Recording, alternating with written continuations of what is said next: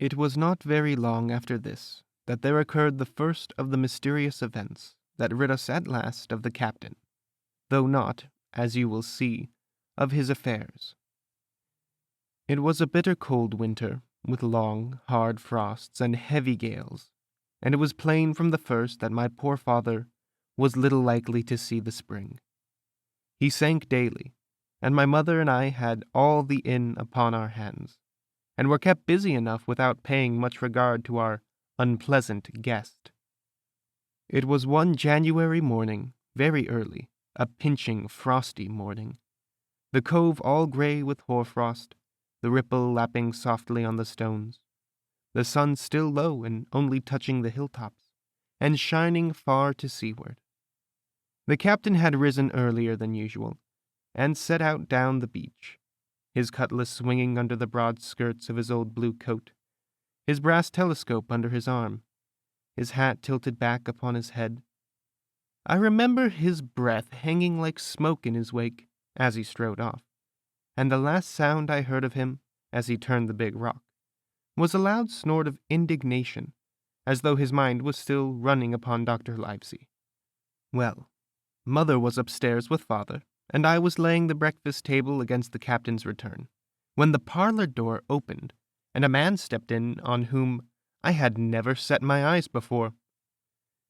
He was a pale, tallowy creature, wanting 2 fingers of the left hand, and though he wore a cutlass, he did not look much like a fighter. I had always my eyes open for the seafaring man, with 1 leg or 2, and I remembered this one puzzled me. He was not sailorly, and yet he had a smack of the sea about him too. I asked him what was for his service, and he said he could take a rum, but as I was going to the room to fetch it, he sat down upon a table and motioned me to draw near. I paused where I was, with my napkin in my hand. "Come here, sonny," says he. "Come nearer here."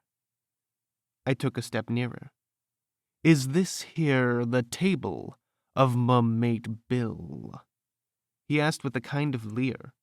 I told him I did not know his mate Bill, and this was for a person who stayed in our house whom we called the captain. "Well," said he, "my mate Bill would be called the captain as like as not. He has a cut on 1 cheek and a mighty pleasant way with him, particularly in drink has my mate Bill. Well, put it, for argument like, that your captain has a cut on 1 cheek, and we'll put it, if you like, that that cheek's the right one. Ah, well, I told you. Now's my mate Bill in this here house." I told him he was out walking. "Which way, sonny, which way is he gone?" And when I had pointed out the rock, and told him how the captain was likely to return, and how soon, and answered a few other questions. "Ah," said he, "this'll be as good as drink to my mate Bill." The expression of his face as he said these words was not at all pleasant, and I had my own reasons for thinking that the stranger was mistaken, even supposing he meant what he said. But it was no affair of mine, I thought, and besides, it was difficult to know what to do. The stranger kept hanging about just inside the inn door, peering round the corner like a cat waiting for a mouse. Once I stepped out myself into the road, but he immediately called me back, and as I did not obey quick enough, for his fancy, a most horrible change came over his tallowy face, and he ordered me in with an oath that made me jump. As soon as I was back again, he returned to his former manner, half fawning, half sneering, patted me on the shoulder, told me I was a good boy, and he had taken quite a fancy to me. "I have a son of my own," said he, "as like you as 2 blocks, and he's all the pride of my art. But the great thing for boys is discipline, sonny, discipline.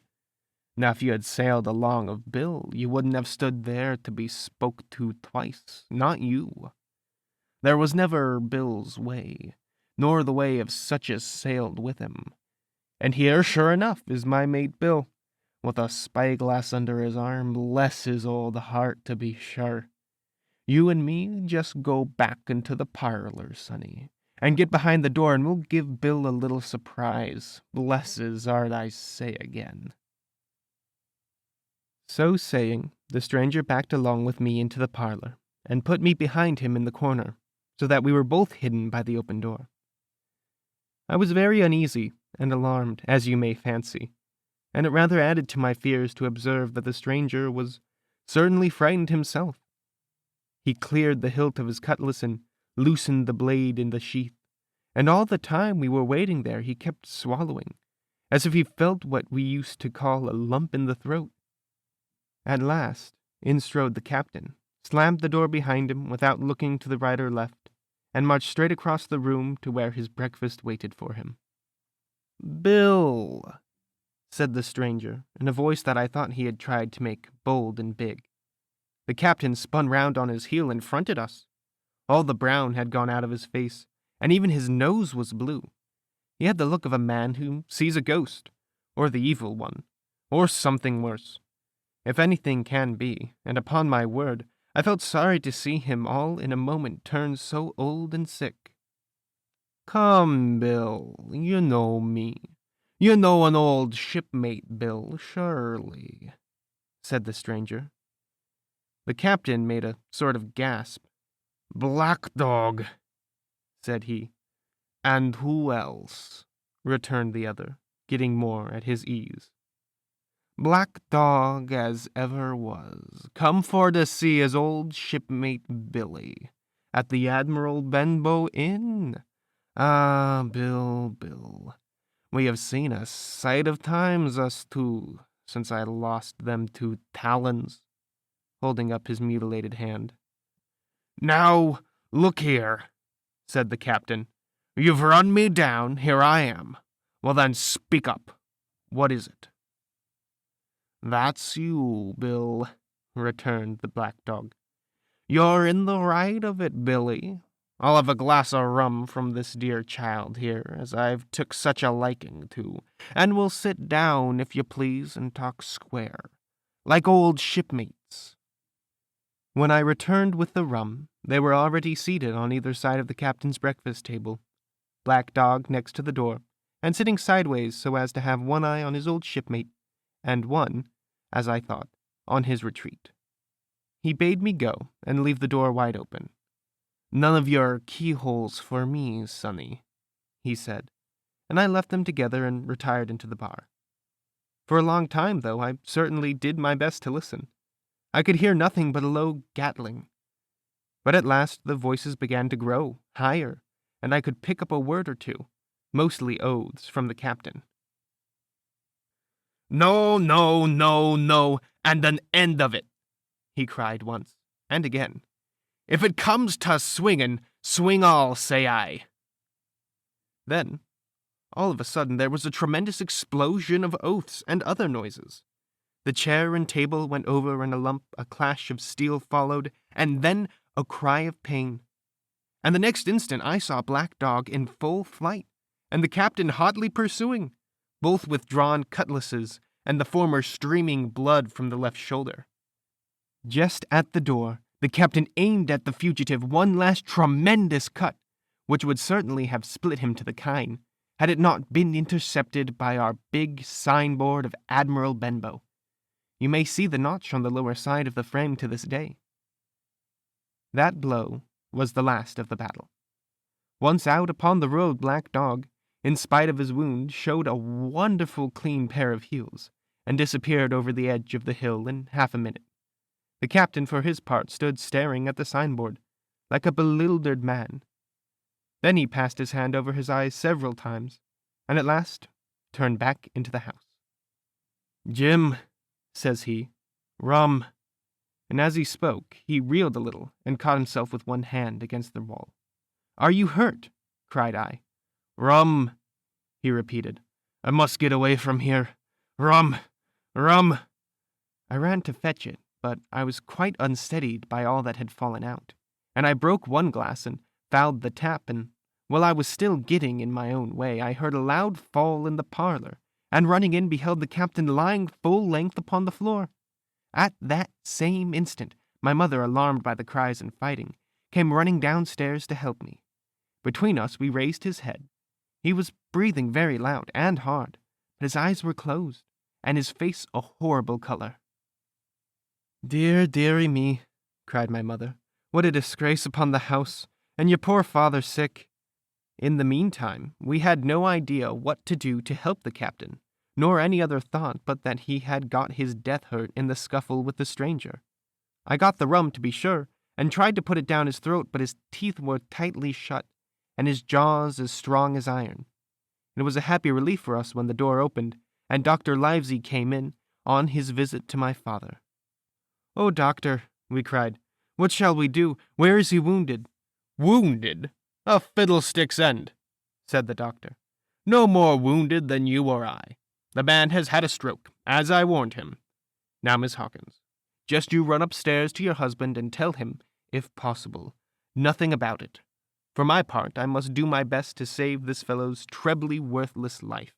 Jim, you get me a basin." When I got back with the basin, the doctor had already ripped up the captain's sleeve and exposed his great sinewy arm. It was tattooed in several places. "Here's luck," "A fair wind," and "Billy Bones his fancy," were very neatly and clearly executed on the forearm, and up near the shoulder there was a sketch of a gallows, and a man hanging from it, done, as I thought, with great spirit. "Prophetic," said the doctor, touching the picture with his finger. "And now, Master Billy Bones, if that be your name, we'll have a look at the color of your blood. Jim," he said, "are you afraid of blood?" "No, sir," said I. "Well then," said he, "you hold the basin." And with that he took his lancet and opened a vein.